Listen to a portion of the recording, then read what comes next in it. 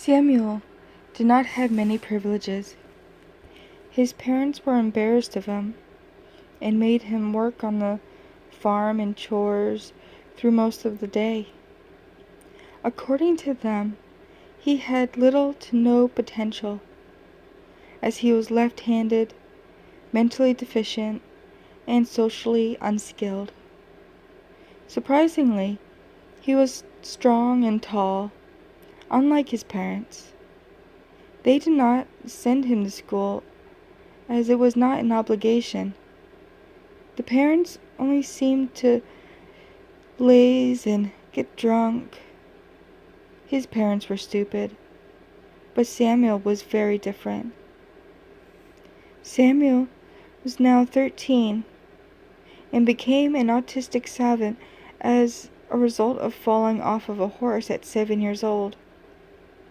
He unraveled his gained ability when he read a math book he stole and understood it with unfathomable complexity and made incredible equations.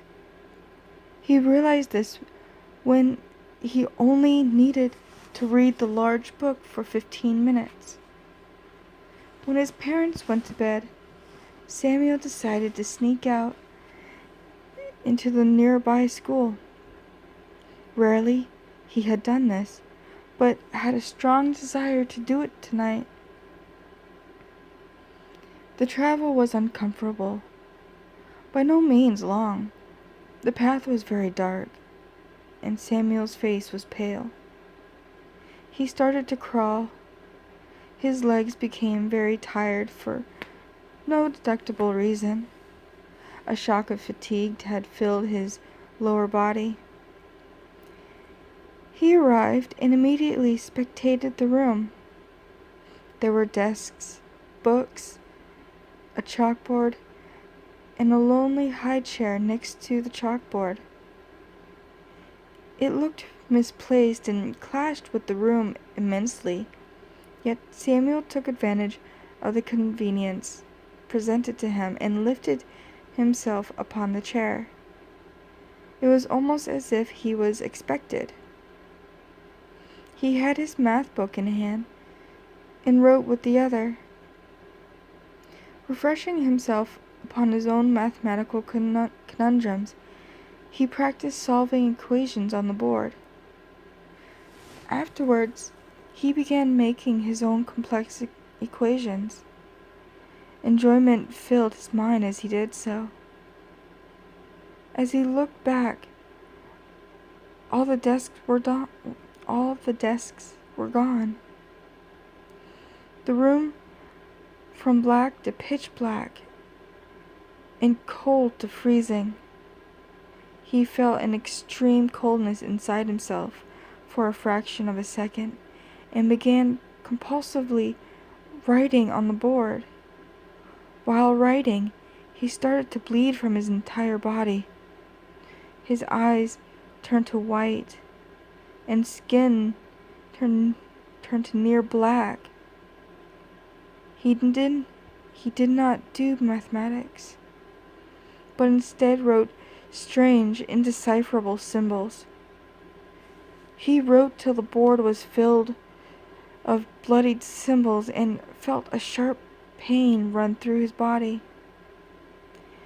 His upper half was immediately fatigued as a result, and he fell to the floor.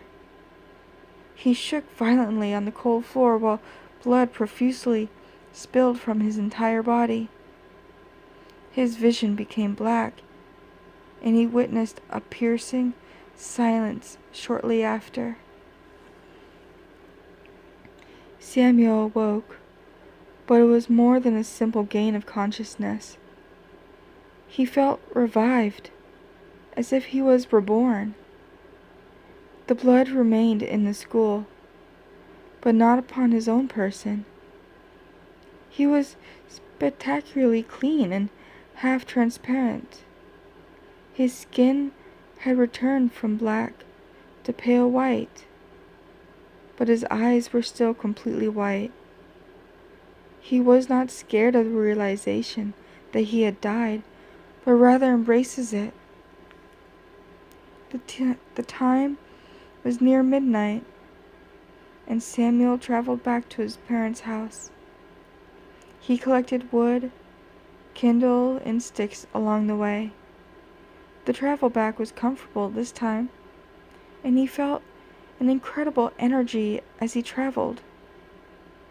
His parents were still awake, as he could see through the window.